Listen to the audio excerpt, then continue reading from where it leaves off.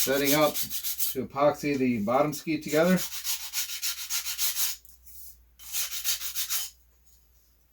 Per the instructions, so I'm choosing to do it. I've screwed a piece of 1-inch pine to my board, which measures 3/4 of an inch. Got it covered with wax paper. Now it's a matter of clamping these to the board, taping down the bottom plate on the ski. Should make for a nice straight assembly. Okay, let's get these clamped onto the pine board.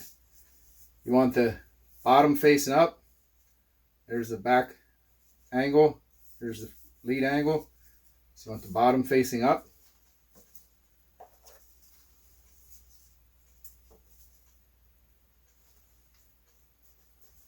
Sometime doing an operation like this, feel like you got 10 thumbs. You could use another hand.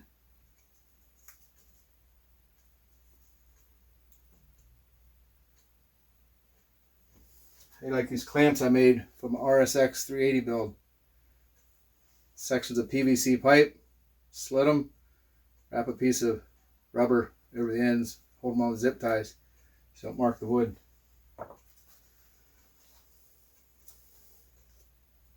I noticed something about this board. It's very straight this way, straight enough for the build. It's got a crown. Watch this. So I can't line it up with the top of the board. This will either be sticking up or these will be low. So I have a solution for that. I'm going to use my machinist square and set these at the same height and above the board. So I'm actually not using this edge, I'm using the sides to hold this parallel. So I'm bringing both of these up, make sure that crown doesn't interfere. And that should make for a nice straight square ski.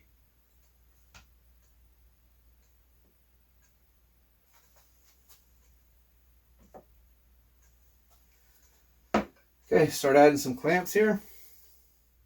I'm putting these clamps halfway up on the piece of plywood. That way it doesn't flare out at the top or the bottom. Clamp in the middle and they'll stay flat on the side of the board.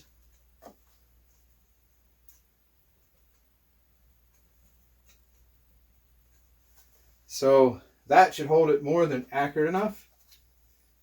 Get my spacing a little better here. A little more evenly spaced with these clamps. Because what I'm going to be doing is lay down a bead of epoxy on each side plate. And then coming in here with the bottom plate. Here's a handy idea for you. Tape hinge. Have the bottom plate in there, located. Run my beads of epoxy down the side plates. And then, so I don't make a mess, smear epoxy everywhere, trying to locate the bottom plate. Simply drop it down. And then I'll run my tape, keep it centered up, tape it down good for the cure.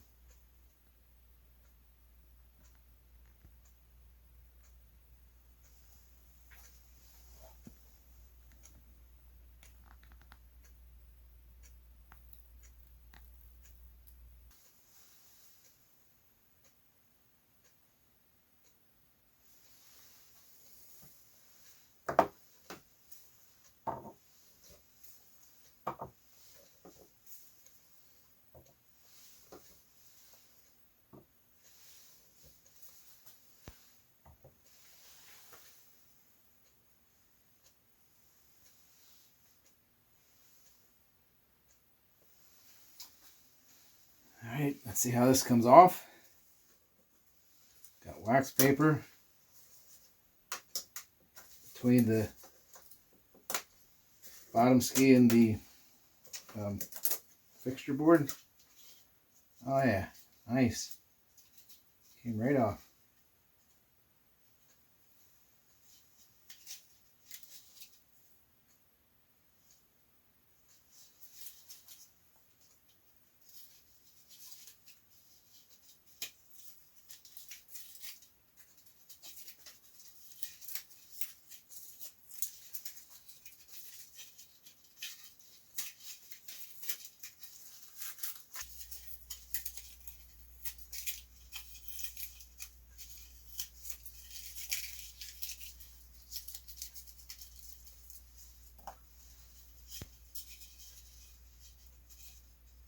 Wow, that turned out nice. What a slick idea.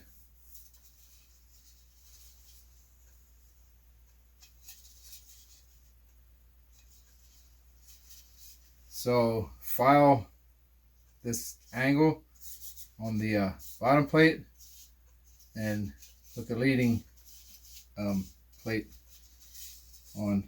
Goes under the rigger like that. It's amazing. What a simple idea for making a nice square bottom ski. And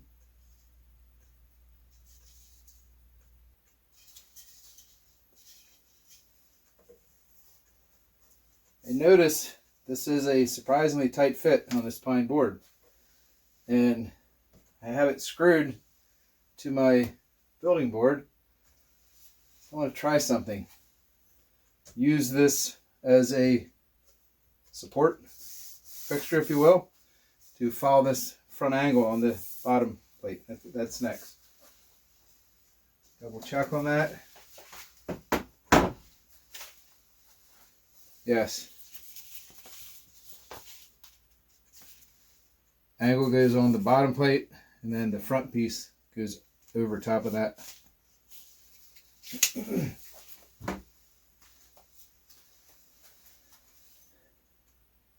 I also want to show this again, but do it real time, not going off camera. I want to file this. I said it before, sanding blocks don't work as good as files for precision sanding on an angle. Even though this is aluminum with adhesive backed paper, I don't know if it's the paper gets dull in certain areas or what it is, but a file is more accurate way to, especially these shallow angles, to put them on the wood. This is a hoof rasp for our horses. This side is way too aggressive. I'm not interested in that. But what you want is I think this is a bastard mill. This side, it just has the cross hatch. And I noticed, it's the only reason I'm using this, it's more aggressive than any file that I have in my shop. So, and the other thing with a file, something about a file, how you can control it. Hold it in your hand, whether it's the weight of the file, but this movement of how you remove material. So what I'm looking at here when I file this, you'll see I'm matching this angle. So I'm coming down to it lightly touches and coming back off of that and removing this material. I'm putting the pressure with my finger up here. So obviously I don't want to get too low, cut that too far back, but you can see the color here. I've cut more off of this side. So put a little more pressure on that side. Make my strokes. And I'm going to bring you in closer so you can see how I'm leveling this out and making an accurate cut with the file. So I'm looking at the color of the layers of the plywood that I'm cutting through. And I can also see the shadow of this at the end of this angle here. So I cut too much on this side, not too much, but more on this side than on that side. So that's what I'm putting this pressure over here and leveling this out. And the other thing to notice here is the time it takes to remove this material with a file. This doesn't take near as long, in my opinion, as with a sanding block.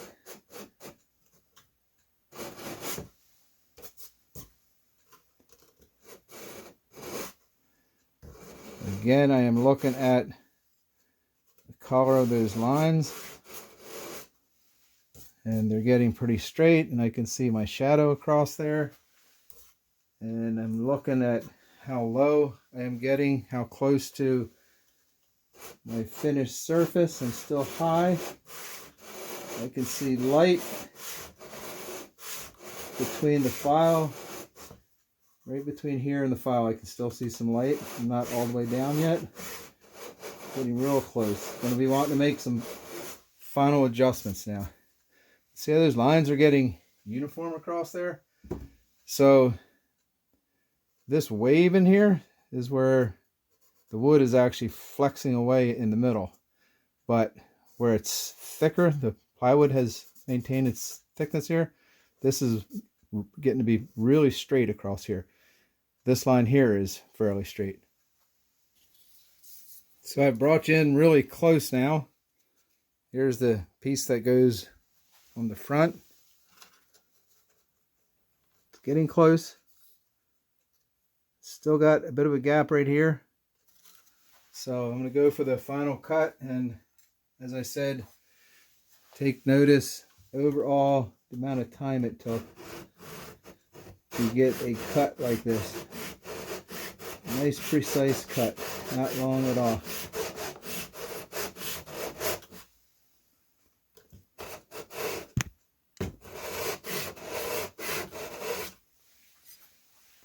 So I'm putting even pressure with my hand on the file, and you can see how that straightened up tremendously. So let's take another look at this fit. So here's the back edge. Epoxy that down. That'll be beautiful fit. You saw it real time, how long it took. You can see how straight. Believe me, there's a bit of a wave there, but at that shallow angle, them 3 layers of plywood, to get it that straight, those lines, that is a very even cut. You can even see where it's just feathering out to nothing. This is just peeling back this plywood here because it's so thin. But that angle, to me, is the exact matching angle. When I epoxy this, this fuzzy edge here is just going to become one with this piece here, this front piece. Now I got you in really tight. Watch this as I block this light right there.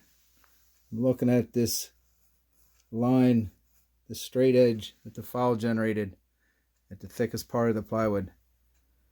So makes for a very nice job. Did not take very long, and that cut the surface with the done with the file makes for a good adhesion with the epoxy. So I realize I'm fussing a little bit here, but it's how I like to do things. And I will say this, it's the little differences that make all the difference. Front and bottom sheeting epoxied and taped in place. I obviously have this setting on this board at a bit of an angle here. I'm just using the board to hold the spacing on these thin tips up here. That should complete the construction of the bottom ski.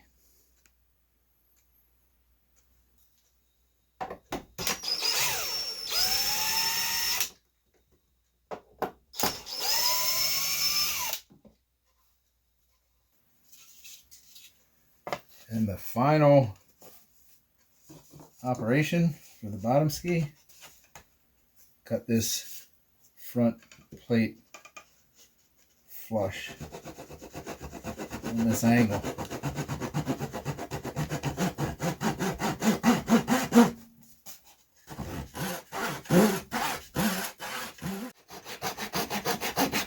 Had to flip it around and cut it from each side. It's pretty crooked cut, kind of a real shallow angle, but at least it's long. So I've marked this with my square.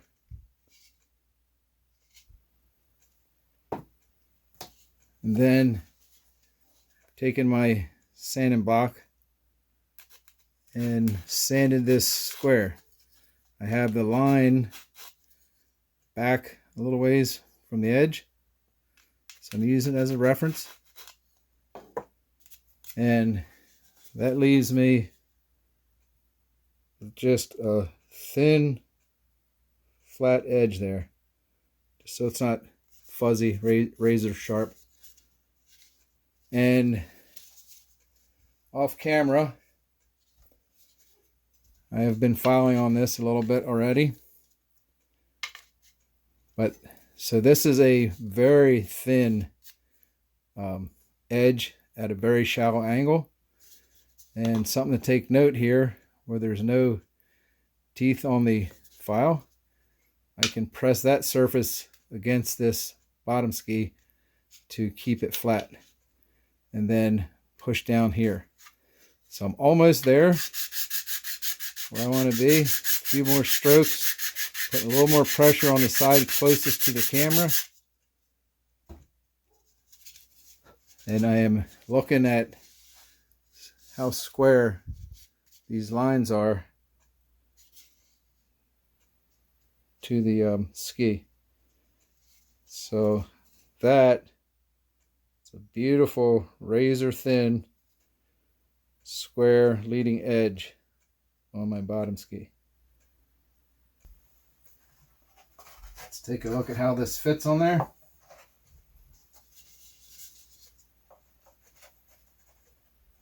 Nice.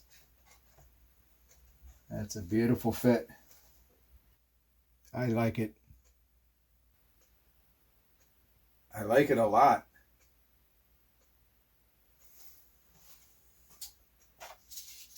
Okay. Let's check how the removable stuffing tube fits in the ski.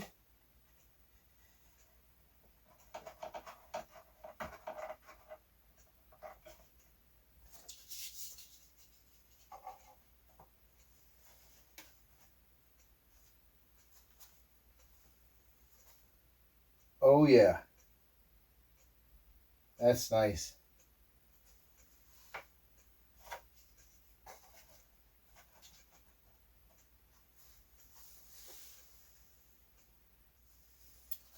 So this looks like just a perfect height.